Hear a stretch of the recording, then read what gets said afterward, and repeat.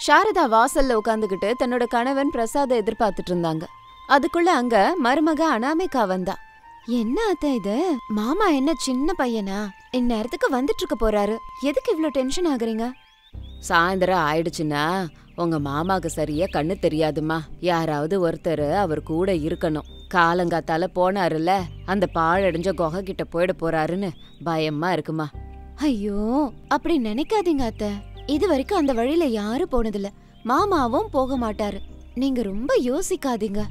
உனக்கு தெரியாதாம்மா, அங்க பேய் இருக்கு. ஊர் மக்களே சொல்றாங்கல்ல. இப்ப வரைக்கும் யாரும் அங்க போனதில்ல. உன் மாமா கூட அப்பப்ப அங்க போக போறேன்னு என்கிட்ட ஜோக் அடிச்சுக்கிட்டு இருப்பாரு. இப்ப தெரியாம வழி தவறி குகை கிட்ட போயிட்டாருன்னா என்ன பண்றது? அப்படிலாம் பயப்படாதீங்க அத்த, மாமாக்கு எதுவும் ஆகாது அப்படின்னு அனாமிகா சொல்லிட்டு இருக்கும்போது பிரசாத் பாட்டு பாடிக்கிட்டே வீட்டுக்கு வந்தாரு. புருஷனை பார்த்து நிம்மதி அடைஞ்சாங்க சாரதா. கோபமா, இருட்டுற வரைக்கும் வெளியில இருக்காதீங்கன்னு நான் சொன்னேன்ல, என் பேச்ச நீங்க கேட்கறதே கிடையாது. என்ன சாரதா, பொழுதன்னைக்கு வீட்டுக்குள்ளேயே இருனா எப்படி? பதஷ்டமா அப்படியே வெளியில போயிட்டு வரலாம்னு நினைச்சா திட்டுறிய. கூண்டுல அடப்பட்ட கிளி மாதிரி இருக்க. போர் அடிச்சா தோட்டத்துக்கு போய் குழி வெட்டுங்க, செடியில இருந்து காய்கறி பறிச்சுட்டு வந்து சமைங்க. அதை விட்டுட்டு இந்த இருட்டு நேரத்துல எங்கேயோ போயிட்டு வரேன்னா நான் எப்படி ஒத்துக்கிறது? அத்த, மாமா தான் வந்துட்டாருல, அப்புறம் எதுக்கு இவ்வளவு டென்ஷன் ஆகுறீங்க? விடுங்க, மாமாக்கு என்ன வேணும்னு கேளுங்க. அது மருமகனா இப்படி இருக்கணும். இன்னும் ஏன் இப்படி முழிச்சுக்கிட்டு இருக்க? வா, சுட சுட சாப்பாட போடு. பிரசாத கூட்டிட்டு போய் சாப்பாடு போட்டாங்க சாரதா. இன்னொரு பக்கம் அனாமிகா தன்னோட புருஷனை பத்தி யோசிச்சுக்கிட்டு இருந்தா. அத கவனிச்ச சாரதா, புள்ளைய பத்தி யோசிச்சுக்கிட்டு இருக்கிறியாமா நீ? இந்த தடவை கண்டிப்பா அவனுக்கு நல்ல வேலை கிடைக்கும். எனக்கு நம்பிக்கை இருக்கு. அவன் வியாபாரம் பண்றானதும் நானே ஒத்துக்கல. கண்டிப்பா வேலை தான் தேடணும்னு சொன்னேன். பட்டணத்துல கண்டிப்பா வேலை வாங்கிருவேன்னு பையன் சொல்லிருக்கான். ஒருவேளை பட்டணத்துல வேலை கிடைச்சா அவர் அங்க நான் இங்கன்னு இருக்கணுமே, அத நினைச்சா கவலையா இருக்கு. அது எப்படிமா அனாமிகா? உன் புருஷனுக்கு அங்க வேலை கிடைச்சா நீ எப்படி இங்க இருப்ப? நீயும் அவன் கூட போகணும் இல்லையா? உன் மாமியார் தான் என்ன எங்கேயும் போக விடல. நீயாவது உன் புருஷனோட பட்டணத்துல போய் சந்தோஷமா இரு. அப்ப நாங்களும் அங்க வந்து உங்களை பாத்துட்டு போவோம் இல்லையா? அடடடடா, என்ன மூஞ்சாக்குறத? ஸ்கிரிப்ட் எழுதி பேசுற மாதிரி இருக்கு. ஆமா, பிரசாத்னா என்ன நினைச்சு அப்படின்னு சந்தோஷமா சாப்பிட ஆரம்பிச்சாரு. அனாமிகாவுக்கு திடீர்னு ஏதோ ஒரு ஞாபகம் வந்தது. அத்த, அவருக்கு நல்ல உத்தியோகம் வரணும்னு வேண்டிக்கிட்டேன். நாளைக்கு நம்ம கோயிலுக்கு போயிட்டு வரலாமா? கண்டிப்பா போயிட்டு வரலாமா. நான் கூட வரேன். நாளைக்கு சக்கரை பொங்கல் தருவாங்கல்ல, அது எனக்கு ரொம்ப பிடிக்கும் அப்படின்னு பிரசாத் சொன்னதும் சாரதா அவரை முறைச்சாங்க. ரெண்டு பேரையும் பார்த்து அனாமிகா சிரிச்சா. மறுநாள் காலையில கோவிலுக்கு போறதுக்கு அனாமிகா தயாராகி உட்கார்ந்திருந்தா. அதுக்குள்ள ரமேஷ் வந்திருந்தான். அனாமிகா ரமேஷ பார்த்து ரொம்ப சந்தோஷப்பட்டா. என்னங்க, நல்லா இருக்கீங்களா? என்னங்க இப்படி ஆயிட்டீங்க? வேளைக்கு சாப்பிடுறீங்களா? அத்தை, யார் வந்திருக்கா பாருங்க. அனாமிகா பேச்சு கேட்ட சாரதா பிரசாத் அங்க வந்து பாத்தாங்க. ரமேஷ் மௌனமா இருந்ததை வச்சே, என்னடா காஞ்சு போன மசாலா தோசை மாதிரி மூஞ்ச வச்சிருக்க? போன வேலை ஆச்சா? வேலை கிடைச்சதா இல்லையா? ஏங்க இப்படி இருக்கீங்க? எதையோ இழந்த மாதிரி நிக்கிறீங்க. என்ன ஆச்சு? என்ன ஆகணும்? வேலை கிடைக்கல. அந்த வேலைக்கு நான் சரிப்பட்டு வரமாட்டேனா? எனக்கு இஷ்டமே இல்லைன்னு சொன்னாலும் ஏன் எல்லாரும் என்ன வேலை தேடுன்னு சொல்லி நிர்பந்திக்கிறீங்கன்னு தெரியல. எனக்கு பிடிச்ச மாதிரி நான் வாழக்கூடாதா? ஒரு கல்யாணம் ஆனவன் வீட்டுல சொல்றதுதான் கேட்கணுமா? தனிப்பட்ட முடிவு எடுக்க முடியாதா? வேலை கிடைச்சாதான் பழக்க முடியுமா? இப்ப என்ன சொல்ல வர? வேலை தேட மாட்டேன், வியாபாரம் பண்ண போறேன்றியா? எத்தனை தடவை சொன்னாலும் நான் அதுக்கு ஒத்துக்க மாட்டேன்டா. பாரு, உங்க அப்பனை பாத்தியா? எந்த வேலைக்கும் போகாம வீட்லயே உட்கார்ந்துருக்காரு. அவரு ஒரு காலத்துல வியாபாரம்னு அலைஞ்சவருதான். அதனால தன்னோட சிநேகிதனோட போய் வியாபாரம்னு ஒண்ணு பண்ணாரு. அப்போ அவங்க வியாபாரம் நல்லா நடந்ததா? இல்லல்ல, நஷ்டம்தான் வந்துச்சு. அதுக்கப்புறம் உங்க அப்பா பர்மனண்டா வீட்லயே இருந்துட்டாரு. எதுக்கும் வேலைக்கு ஆகல. அப்பாக்கு அப்படி ஆச்சுன்னு எனக்கும் அப்படியே ஆகும்னு எப்படிமா சொல்றீங்க? எனக்குன்னு தனி திறமை இருக்கு. வியாபாரம் பண்ணி சாதிக்க முடியுங்கிற நம்பிக்கை எனக்கு இருக்கு. அம்மா பேச்ச கேட்டா உருப்பிடுவ, இல்லனா உன் விதி அப்படின்னு சாரதா கோபமா அங்க இருந்து போயிட்டாங்க. சாரதா போனதுக்கு அப்புறமா ரமேஷ் அவனோட ரூமுக்கு போயிட்டான். அப்போ திடீர்னு இடி மின்னலோட மழை பெஞ்சுது. ராத்திரி முழுக்க மழை பெஞ்சுக்கிட்டே இருந்துச்சு. மறுநாள் கூட மழை இதே மாதிரி பெஞ்சுட்டே இருந்ததால என்னவோ இந்த மழை இப்போதைக்கு நிக்கும் மாதிரி தெரியல. ஊர்ல நிறைய வீடுகள் இப்பவே வெள்ளத்துல மூழ்கிருச்சு. பார்க்க போனா நம்ம நிலைமையும் அப்படிதான் ஆகும் போல இருக்கு. அபசகனமா பேசுறத முதல்ல நிறுத்துங்க. சாயந்தரத்துல மழை ஜாடையே இருக்காது பாருங்க. நீங்க நினைச்ச மாதிரி எதுவும் நடக்காது. பக்கத்துல உள்ள நிலத்தை பாத்தியா, நாசமாயிடுச்சு. நம்ம நிலம் எப்படி இருக்கோ என்னவோ. அப்பா, நான் போய் நம்ம நிலத்தை ஒரு தடவை பார்த்துட்டு வருவா. ஒரு அவசியமும் இல்ல, வீட்ல இருந்தா போதும். என்னம்மா இது, எப்ப பார்த்தாலும் என் மேல கோவமாவே இருக்க? என்னை புரிஞ்சுக்கிறவங்களா இருந்தா என் மேல இப்படி யாரும் கோவப்பட மாட்டீங்க. நான் கோபத்துல ஒன்னும் சொல்லல. நம்ம நிலத்துல இருந்து கொஞ்சம் தூரத்துல தான் குகை இருக்கு. தெரியாதனமா அங்க போனா நிலைமை என்ன? உதவிக்கு கூட யாரும் வரமாட்டாங்க. ஐயோ போது, நிறுத்துமா. நான் என்ன சொன்னாலும் அதுக்கு தடை போட்டுக்கிட்டே இருக்கியே. இனிமே நான் யார் பேச்சையும் கேட்க போறதில்ல. சுயமா நானே போறேன். இப்பவே போறேன். நம்ம நிலத்தை பார்த்துட்டு தான் நான் வருவேன் அப்படின்னு ரமேஷ் கோபமா அந்த இடத்த விட்டு போயிட்டான். பையனை பத்தி யோசிச்சு சாரதா ரொம்ப கவலைப்பட்டாங்க. அம்மா அனாமிகா, நீ கூட அவனோட போயிட்டு வா. அவன் தனியா போறது எனக்கு பிடிக்கலம்மா. சரிங்க அத்தை அப்படின்னு அனாமிகாவும் அவன் பின்னாடியே நடந்து போனான். 2 பேரும் மழை தண்ணியில நடந்து போய்கிட்டு இருந்தாங்க. அந்த மழையில அவங்களோட நிலம் மூழ்கி கிடந்ததை பார்த்தாங்க. அப்பவே மழை தண்ணி அதிகமாயிட்டே போச்சு. மழை தண்ணி ஏறினதுல 2 பேரும் மழை தண்ணியில அடிச்சிட்டு போற மாதிரி ஆயிட்டாங்க. அனாமிகா, ஜாக்கிரதை. என் கையை பிடிச்சிக்கோ, டைட்டா பிடிச்சிக்கோ. என்னங்க, என் கையை விடாதீங்க, இல்லைன்னா தண்ணியில நான் அடிச்சிட்டு போயிடுவேன். டைட்டா பிடிங்க அப்படின்னு அனாமிகா கத்திக்கிட்டு இருந்தா. மழை தண்ணியில அனாமிகாவும் ரமேஷும் அடிச்சுக்கிட்டு போனாங்க. அப்படியே குகை கிட்ட வந்தாங்க.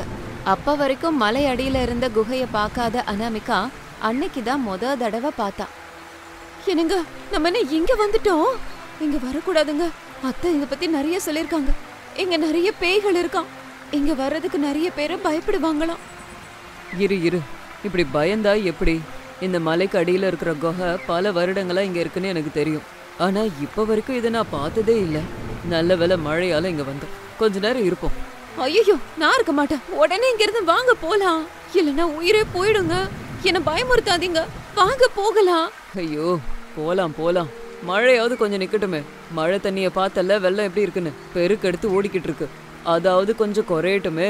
முடியாது, என்னால இங்க இருக்க முடியாது. பயமா இருக்கு. இப்பவே போகலாம். உடனே போலாங்க அப்படின்னு அனாமிகா பயந்து கண்ணீர் விட்டுக்கிட்டு இருந்தா. அப்போ ரமேஷ் அந்த குகைய நல்லா பார்த்தான். இவ்ளோ இருட்டுல கூட ஏதோ ஒரு இடத்துல இருந்து ஒளி உள்ள ஊடுருவனதை பார்த்தான். பாத்தியா, உள்ள ஏதோ ஒண்ணு இருக்கு.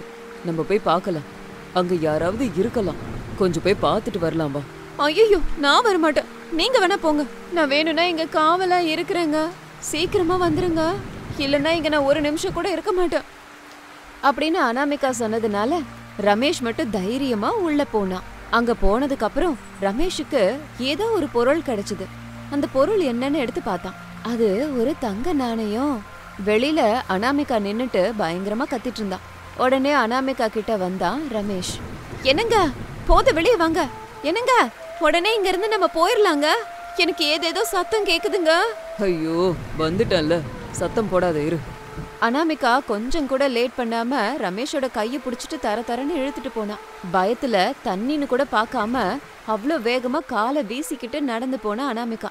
2 பேரையும் பார்த்த மாமியார் சாரதா, டே தம்பி, நம்ம வீடு வெள்ளத்துல அடிச்சுக்கிட்டு போயிடுச்சு. அந்த வீட்டுக்கு போவோம் வாடா. எங்கம்மா, இப்பவே எந்த வீட்டை போய் பிடிக்கிறது? டே ரமேஷா, அங்க பாத்தியா, ஊரே வெள்ளக்காடா இருக்கு. ஏற்கனவே நிறைய பேரோட வீடு அடிச்சிட்டு போயிடுச்சு. நம்ம இங்கேயே இருந்தா நம்ம உயிர் கூட போயிடும்டா. இப்படி பிரசாதும் சாரதாவும் பயந்து பேசும்போது அனாமிகாக்கு ஒரு யோசனை வந்துச்சு. நம்ம போறதுக்கு ஒரே ஒரு இடம் தான் இருக்கு.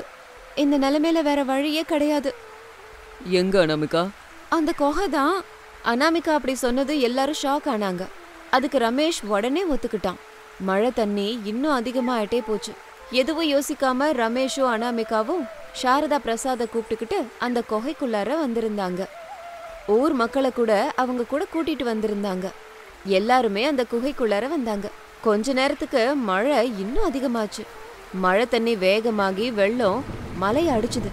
அந்த வைப்ரேஷன்ல திடீர்னு அந்த குகையில இருந்து தங்க நாணயம் கீழே விழுந்து. தங்க நாணயங்கள் வைரத்தை எல்லாம் பார்த்து அனாமிகா ஆச்சரியப்பட்டான். நான் நினைச்சது நிஜமாயிடுச்சு. இந்த குகையில புதையல் இருக்கு. இது எல்லாம் இனி நமக்கு தான் சொந்தம். எல்லாரும் எடுத்துக்கோங்க. இருங்க, எல்லாரும் இதை சரிசமமா பகிர்ந்து எடுத்துக்கலாம். அது என் மருமகனா நாணயமா எப்படி பேசினா பாரு. இப்படி அனாமிகா புதையல ஊர் மக்களுக்கு பகிர்ந்து கொடுத்தா. 2 நாள் குகைக்குள்ளேயே இருந்தாங்க. மழை தண்ணி எல்லாம் வத்தி போச்சு. மழையும் நின்னுச்சு. அவங்களுக்கு கிடைச்ச புதையலை வித்து வந்த பணத்தை வச்சு புது வீட்டை கட்டிக்கிட்டாங்க. எல்லா மக்களும் சந்தோஷமா இருந்தாங்க. ஆபத்து காலத்துல தங்களுக்கு தைரியத்தை சொல்லி நிதியையும் வழங்கின ரமேஷுக்கும் அனாமிகாக்கும் நன்றி சொன்னாங்க. அம்மா, இனி என் வியாபாரத்துக்கு நீ பணம் கொடுக்கணும்னு அவசியம் இல்ல. அந்த கொகையே எனக்கு பணம் கொடுத்துருச்சு. இனி என் வியாபாரத்தை ஆரம்பிக்கிறேன் பாருமா. சரிடா அப்பா, உன் இஷ்டப்படி என்ன வேணா பண்ணு.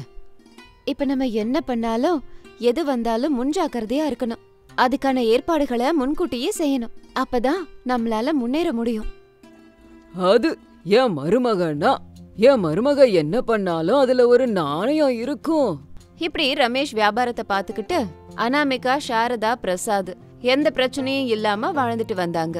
இது இன்னைக்கு ஸ்டோரி. இதே மாதிரி இன்னொரு ஸ்டோரியோட உங்களை மறுபடியும் மீட் பண்றேன். பாய் பாய். அனாமிகா மழையில சுட சுட பானிபூரி செஞ்சு வித்துட்டு இருந்தா. அவளுக்கு உதவியா அவ குழந்தைங்க நவ்யா, பவ்யா, ஹரிஷ் 3 பேரும் இருந்தாங்க. அப்படி இருக்கும்போது அங்க வந்த சாந்திங்கிற பொண்ணு கொடைய வச்சுக்கிட்டு பானிபூரி சாப்பிட்டுக்கிட்டு அந்த குழந்தைங்கள பார்த்து, இவங்களாம் உங்க குழந்தைங்களா? ஆமாங்க, என் குழந்தைங்க தான். இவங்க ஸ்கூலுக்கு போய் படிக்கிறது இல்லையாமா? இப்போதைக்கு இல்லைங்க. ஏதாவது கவர்மெண்ட் ஸ்கூல்ல போடலான்னா பக்கத்துல எதுவுமே இல்லை. அதனாலதான் இவங்களை என்னோடவே வச்சுக்கிட்டு இருக்கேன். குழந்தைங்கள வேலைக்கு வைக்க கூடாது, அது உனக்கு தெரியாதா? ஐயோ, இவங்களை நான் கஷ்டப்படுத்தலைங்க. வர்றவங்களுக்கு பானிபூரி கொடுத்து பணம் வாங்குவாங்க, அவ்வளவுதான். உன் புருஷன் என்ன பண்ணிக்கிட்டு இருக்காருமா? அவருக்கு உடம்பு சரியில்லைங்க, அதனாலதான் நான் குடும்பத்தை பார்த்துட்டு வரேன். எனக்கு குழந்தைங்க இல்லம்மா, உனக்கு அழகான 3 குழந்தைங்க இருக்காங்க.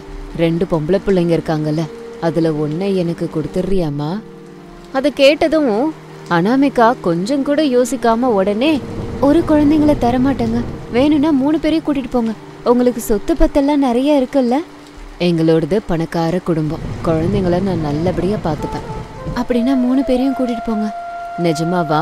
அப்புறம் மறுபடியும் குழந்தைங்க உங்களை பார்க்கணும்னு அடம் பிடிச்சா வந்து கூட்டிட்டு போயிடக்கூடாது. இல்ல, அப்படி பண்ண மாட்டேன். ஆனா மாசத்துக்கு ஒரு தடவை வந்து பார்க்கவாவது செய்வேன். அதுவும் உங்களுக்கு பிரச்சனை இல்லைன்னா தான். அதுக்கு சாந்தி சரின்னு ஒத்துக்கிட்டான். உடனடியா அவளோட டிரைவரை வரவழைச்சு குழந்தைங்கள தத்து எடுத்துக்கிறதுக்கு தேவையான பேப்பர்ஸை ரெடி பண்ணி பத்திரத்தை வாங்கிட்டு வந்து அனாமிகா கிட்ட கொடுத்து கையெழுத்த வாங்கினான். அனாமிகா தன்னோட மனசை கல்லாக்கிக்கிட்டு வீட்டுக்கு வந்தா. வீட்ல இருந்த மாமியார் சாரதா, ஏம்மா அனாமிகா, பசங்க எங்க? அத்தை, குழந்தைங்கள சாந்திங்கிற ஒருத்தவங்க தத்து எடுத்துக்கிட்டாங்க. மாசத்துக்கு ஒரு தடவை தான் அங்க போய் நம்ம குழந்தைங்கள நம்மளால பார்க்க முடியும் அத்தை. அதை கேட்ட உடனேயே சாரதா அதிர்ச்சியாகி, என்னடிமா சொல்ற அப்படின்னு கேட்டாங்க. ஆமா அத்தை, நான் சொல்றது நிஜம்தான். அதை கேட்ட உடனேயே சாரதா அழுதுகிட்டே, ஏண்டி இப்படி பண்ண? குழந்தைங்கள எங்க அனுப்புன? உனக்கு எப்படி மனசு வந்தது அப்படின்னு சத்தம் போடும்போது உள்ள இருந்த ரமேஷ் சத்தத்தை கேட்டு வெளியில வந்து என்ன ஆச்சுன்னு கேட்டான். சாரதா நடந்ததையெல்லாம் சொன்னாங்க. அப்ப ரமேஷ் கோபமா, யார கேட்டு குழந்தைங்கள தத்து கொடுத்த? மரியாதையா போய் குழந்தைங்கள கூட்டிட்டு வா. குழந்தைங்கள பத்தி கேக்குற அருகதை உங்களுக்கு இல்ல. குடும்பத்தை நீங்க பாக்குறீங்களா? குடும்பத்தை நான் தான் பாத்துட்டு இருக்கேன். பகலுன்னு இல்லாம ராத்திரின்னு இல்லாம பானிபூரி வித்து பணம் சம்பாரிச்சிட்டு இருக்க. நீங்க வெட்டியா வீட்ல இருக்கீங்க. அவங்களுக்கு ஏதாவது ஒரு நாள் வயிறார சாப்பாடு போடணும்னு தோணி இருக்கா உங்களுக்கு? அப்பாவா நீங்க தோத்துட்டீங்க. குழந்தைங்கள பத்தி நீங்க பேசாதீங்க. எதுக்காகடிமா இவ்ளோ கடினமான முடிவு எடுத்த? அத்தை, குழந்தைங்க என்னை விட்டு போகும்போது அழுதுட்டே இருந்தாங்க. அவங்களுக்கு ஒரே ஒரு வார்த்தை தான் சொன்னேன், அதோட அழுகைய நிப்பாட்டிட்டாங்க. என்ன சொன்ன தெரியுமா அப்படின்னு குழந்தைங்க கிட்ட அனாமிகா என்ன சொன்னாங்கறத சொன்னா. அம்மா, உங்களை விட்டுட்டு நாங்க எங்கேயும் போக மாட்டோம்மா. ஆமாம்மா, நாங்க எங்கேயும் போக மாட்டோம், உங்களோட தான் இருப்போம். ஆமாம்மா, நாங்க போக மாட்டோம், புது வீட்டுக்கு எங்களை அனுப்பாதம்மா. உங்க எல்லாருக்கும் ஒன்னு சொல்றேன் கேளுங்க. 4 நாளைக்கு முன்னாடி பசிக்குது நீங்க நம்ம வீட்டுல சாப்பிட ஒண்ணுமே இல்ல. அந்த நிலைமை அந்த வீட்டுல வராதுடா. நிறைய சாப்பாடு கிடைக்கும். நிறைய படிக்கணும்னு சொன்னீங்க இல்லையா? இந்த புது அம்மா உங்களை படிக்க வைப்பாங்க. உங்க கனவெல்லாம் நிறைவேற்றுவாங்கம்மா. இப்ப சொல்லுங்க, அம்மா வேணுமா, வாழ்க்கை வேணுமா அப்படின்னு ஒரு கேள்விதான் கேட்டேன்.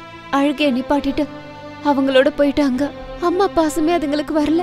அதுங்க தேவைக்கு முன்னாடி இதெல்லாம் ஒண்ணுமே இல்லைன்னு தோணுது அப்படின்னு கவலையா அழுதுகிட்டே சொன்னா அனாமிகா.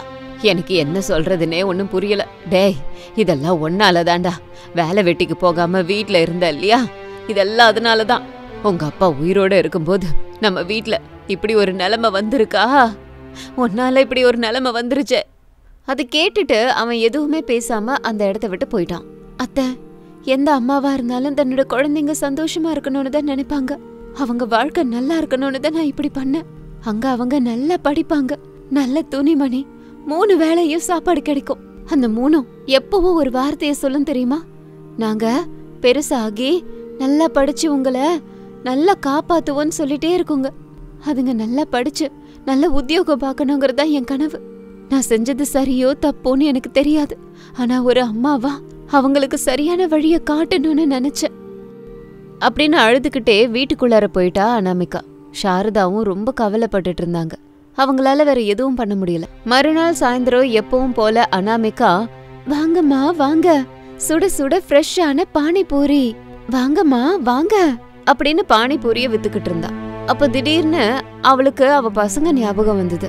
ஆனா அனாமிகா தன்னோட துக்கத்தை அப்படியே வச்சுக்கிட்டு வியாபாரம் பண்ணா. கொஞ்ச நேரம் போனதுக்கு அப்புறமா அவளோட 3 குழந்தைங்களும் அங்க வந்தாங்க. அவங்கள பார்த்த அனாமிகா, என்னடா இங்க வந்திருக்கீங்க? புது அம்மா தான் எங்களை கூட்டிக்கிட்டு வந்தாங்க அப்படின்னு ஹரிஷ் சொன்னான். அப்ப சாந்தி அங்க வந்து, அனாமிகா, எனக்கு தினமும் பானிபூரி சாப்பிடணும்னா இஷ்டம். அதான் நேத்து மழையில கூட வந்து சாப்பிட்டேன். தினமும் நான் இங்க வரேன், உன் குழந்தைங்களே கூட்டிட்டு வரேன். நானும் பானிபூரி சாப்பிட்ட மாதிரி ஆச்சு, தினமும் நீ உன் பசங்களை பார்த்த மாதிரி ஆச்சு. நீ மாசத்துக்கு ஒரு வாட்டி வர வேண்டாம், தினமும் 2 மணி நேரம் நான் இங்கேயே இருப்பேன். அதை கேட்ட அனாமிகா, சாந்தியம்மா, நீங்க ரொம்ப நல்லவங்களா இருக்கீங்க.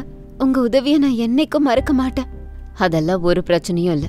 நீ பண்ணதை விட நான் பண்ற உதவி ரொம்ப கம்மி. முதல்ல பானிபூரி கொடுமா அப்படின்னு சொல்லி பானிபூரி கேட்டாங்க சாந்தி. அனாமிகா குழந்தைங்களுக்கும் சாந்திக்கும் பானிபூரிய கொடுத்தா. அவங்க சாப்பிட்டுட்டே இருந்தாங்க. அதுக்கப்புறம் சாந்தி அனாமிகா கிட்ட பேசி, அனாமிகா, உன் குடும்ப நிலைமை என்னங்கிறது எனக்கு நல்லா புரியுதுமா. அத உன் குடும்பத்துல இருந்து நான் முழுசா தெரிஞ்சுக்கிட்டேன். உன் புருஷன் குடிக்கு அடிமையாகி எப்பவும் குடிச்சிட்டு ஆபீஸ்க்கு வரான்னு சொல்லி அவன் வேலையவே எடுத்துட்டாங்கல்ல, அப்பையில இருந்து அவர் வேலை இல்லாம இருக்காரு. ஆமாவா இல்லையா? அத கேட்டு அனாமிகா ஆச்சரியப்பட்டா. இந்த விஷயம் எல்லாம் உங்களுக்கு எப்படி தெரியும்? அவரை வேலைய விட்டு தூக்குனது வேற யாரும் இல்ல, நான் தான். அவரு எங்க ஆபீஸ்ல தான் வேலை செஞ்சாரு. இந்த விஷயம்லாம் எனக்கு முன்னாடியே தெரியும். அத கேட்டுட்டு அனாமிகா மௌனமா நின்னுக்கிட்டு இருந்தா. தப்பு செஞ்சது நீ கிடையாது, உன் புருஷன். மௌனமா இருக்க வேண்டியது அவன்தான், தலகுனிய வேண்டியதும் அவன்தான், நீ கிடையாது. உன் குழந்தைங்களை பொழைக்க வைக்கிறதுக்காக நீ அவங்கள தத்து கொடுத்த.